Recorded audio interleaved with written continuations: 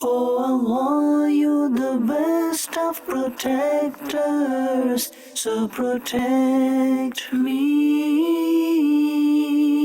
Oh Allah, you're the best of protectors, so protect me.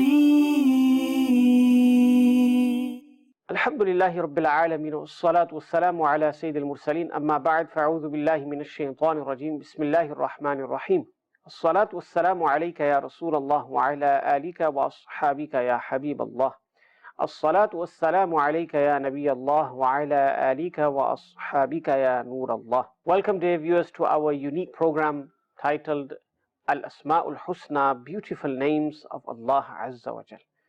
Alhamdulillah, those who have been watching the previous episodes will know the manner in which we are going through these names. We're mentioning a particular name of Allah subhanahu wa ta'ala and then explaining it in light of what the ulama have written. And we've covered numerous names up until now. In this episode, the name that we are going to discuss is Al-Fattah.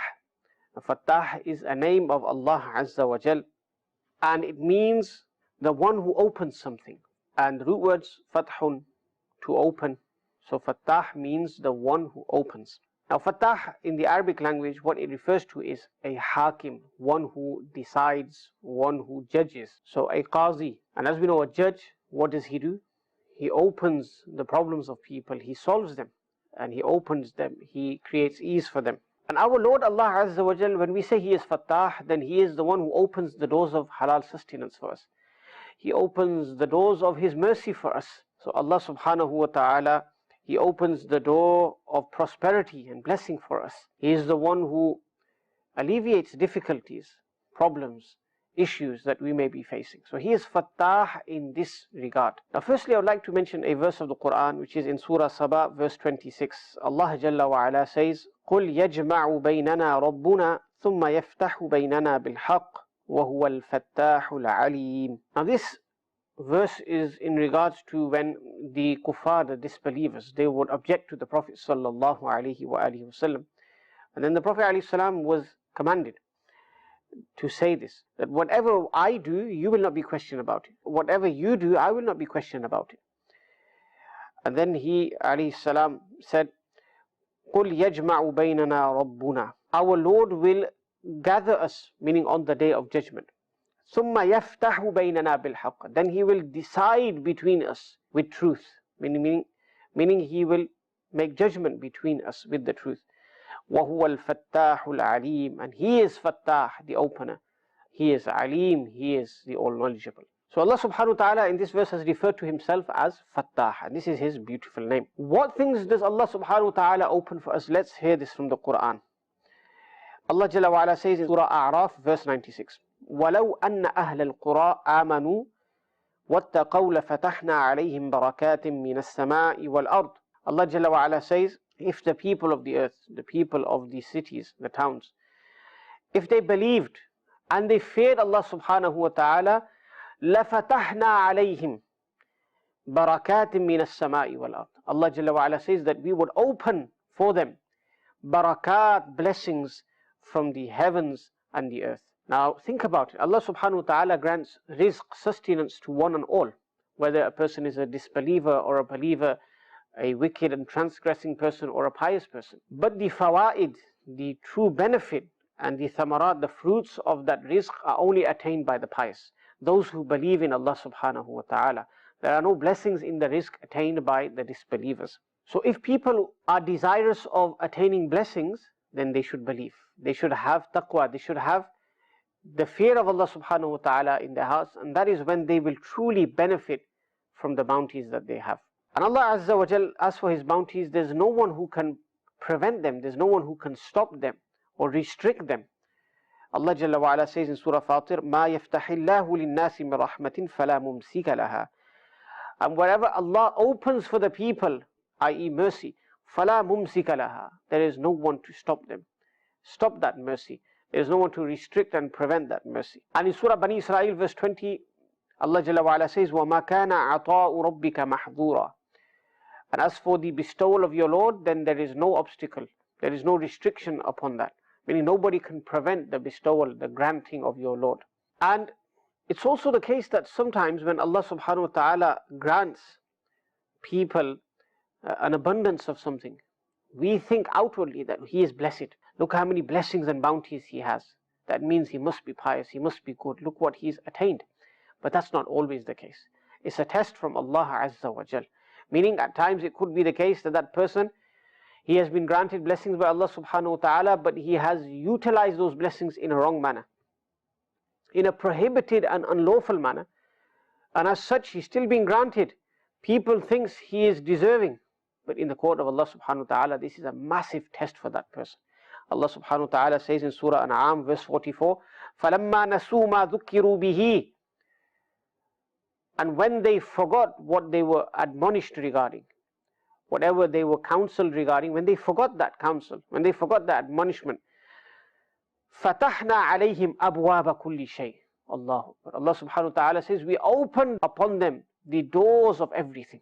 The doors to everything were opened upon them. حَتَّى إِذَا فَرِحُوا بِمَا أُوتُوا, to the extent that when they became happy and joyful over what they were given, أَخَذْنَاهُمْ بَغْتَةً, we seized them instantly. فَإِذَا هُمْ مُبْلِسُونَ, and now they are lying in hopelessness. So this is a test from Allah subhanahu wa ta'ala. If He has bestowed blessings on a person, that person should show shukr, should be grateful, should have gratitude towards his Creator. And the biggest form of shukr is then to use that blessing in his obedience.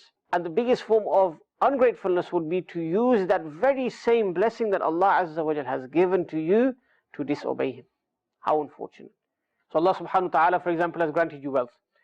Spend it where Allah wants you to spend it, where you will attain the pleasure of Allah subhanahu wa ta'ala.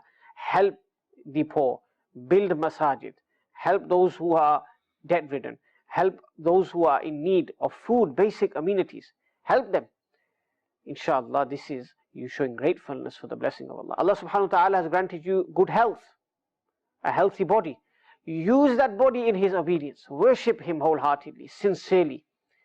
This is being grateful for the blessing of Allah subhanahu wa ta'ala. So every blessing you have, we will be asked about it. So we need to use it in the correct manner. This is showing gratefulness. And this is a big test upon a person who has been granted abundance. Sometimes we look at people in the world and we think he's not even got iman, but look how much wealth he's got.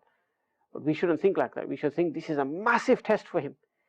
Because the same Lord, Allah Azza wa Jal, who's granted him blessings today, and he is happy and joyful over those blessings, the same Lord tomorrow will punish that person in the fire of hell, will torment him in the grave. Why?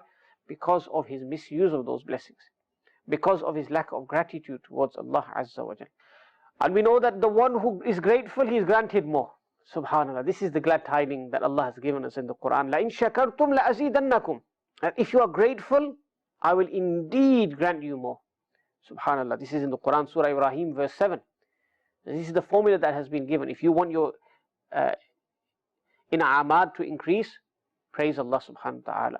Show gratefulness to Allah subhanahu wa ta'ala. Inshallah, your blessings will increase.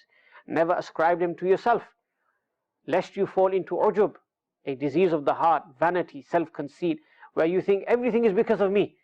The wealth I have, the house I have, the children that I have, other blessings that I have, this is my doing. No, a person should never ever think like this. We ascribe all goodness to Allah subhanahu wa ta'ala. And this is the reality. Allah subhanahu wa ta'ala gave us everything, bestowed everything upon us. So Allah subhanahu wa ta'ala is Fattah. He is the opener. So when we have difficulties, when we have hardships, when we are facing a lot of problems in our life, we should use this beautiful name of Allah Azza wa Jal and pray to Allah, Ya Fattah, O opener, open the doors of ease for me, remove my difficulties and worries. And inshallah, if you do that with sidq, truthfulness and sincerity, inshallah your issues will be resolved. Now, as we heard, Fath, Fatih, Fattah, the opener. Allah Jalla wa Ala is the opener. And the ulama have also mentioned in regards to this that just like a leader or a king, he is known as Fatih. Why? Because he opens the doors of the city when he conquers it for his people. Now, Fattah is the Ismul Mubalagha, the intensified meaning of Fatih, meaning the one who grants abundant openings. And with this meaning in mind, the ulama have said Allah subhanahu wa ta'ala is the one who opens the doors of mercy for His entire creation, for all of His creation. And they go further and they explain, they say, even those who are disobedient, even those who are sinful, even those who are wrongdoers, they are not deprived of the blessings and mercy of Allah subhanahu wa ta'ala as well in this world. So Allah subhanahu wa ta'ala gives even though that person is not deserving. Allah subhanahu wa ta'ala opens the doors of mercy and blessings for a person even though he is disobedient, he sins, he commits crimes, he does wrong. Allah subhanahu wa ta'ala still opens the doors of His mercy and blessings for him. This is another matter, that those openings of mercy, of rahmah, are a blessing for some people and they're not a blessing for some people. Meaning some people, they don't have barakah in those blessings of Allah subhanahu wa ta'ala, in those bounties of Allah, in the mercy of Allah subhanahu wa ta'ala that they receive. There's no barakah in there for them. For example, some people have rizq and they're given wasi', a large amount of rizq, but there's no blessing in there. They've got awlad, plenty of children, offspring. There's no blessing. The children are disobedient to Him. Whereas there are people in the world who have taqwa, who believe in Allah Azza wa Jal. They may have a little amount of sustenance compared to others, but they have great blessings in that sustenance. And they may have less offspring, but Allah subhanahu wa ta'ala has granted them great blessings in that offspring. Their offspring becomes a means of pride for them, a means of reward for them. So like this, if we reflect and we ponder, we realize that Allah subhanahu wa ta'ala is Fattah. He grants everyone, whether a person is pious or disobedient, whether a person is a believer or a disbeliever. But those who have barakah in these blessings, in the mercy and the openings of Allah subhanahu wa ta'ala, are those who have taqwa, who have God consciousness, who fear Allah subhanahu wa ta'ala. They will have blessings in their awlad, in their rizq, in their health, in their amal, in all aspects of their life, inshallah. So if we want blessings in the in'amat that we have, in what Allah Azza wa Jal grants us, then we must adopt obedience, taqwa, inshaAllah ta'ala. Now to conclude, the requirements of these beautiful names, and this particular name, Fattah. In every episode we mention the requirements of the names of Allah subhanahu wa ta'ala. The ulama have mentioned that Fattah, this requires a slave to have full tawakkul upon Allah Azza wa Jal at the time of difficulty, at the time of hardship, at the time of musibah, calamity. He should have full hope and tawakkul and pray to Allah, Ya Allah, remove this difficulty and hardship for me. Remove this calamity and problem from me. Ya Allah subhanahu wa ta'ala, grant me openings. Grant me ease in all of my affairs. Ya Allah subhanahu wa ta'ala, you are the opener. You are the one who alleviates issues and hardships. Ya Allah, you are the one who opens the doors of your mercy and sustenance. Ya Fattah, open the doors of your sustenance. Open the doors of mercy. Open the doors of afiyah, well-being. Open the doors of yusr, ease for me. This is what we should be doing at the time of difficulty. We should have full hope in the court of Allah subhanahu wa ta'ala and use this blessed name Fattah. Secondly, the ulama say, just as Allah subhanahu wa ta'ala is Fattah, and we mentioned Fattah is the one who decides, the one who judges between people. And Allah Azza wa Jal, there is no judge like Him. There is no one who decides the way He decides. Meaning He is so just, He is so fair. He never ever oppresses anyone. Ulama say that this name of Allah, Fattah, the requirement is that a slave, a servant of Allah Azza wa Jal, also deals with people fairly. If he is ever in a situation where he has to arbitrate, he has to decide between two people, he should keep this blessed name in mind, Fattah, and he should always deal justly, rightly, and he should never commit injustice and oppression against anyone. And inshallah, if he has this name in mind, Fattah, he will never fall short in showing justice, in making the right decision when it comes to the people. May Allah subhanahu wa ta'ala make us of those who judge correctly between people, and may Allah subhanahu wa ta'ala open the doors of His mercy, His sustenance, afiyah, health, well-being, ease for all of us in this world and in the hereafter as well. Ameen bijahi Nabi al-Amin sallallahu alayhi wa sallam. Oh Allah, you the best of protectors, so protect me. Oh Allah, you the best of protectors, so protect me.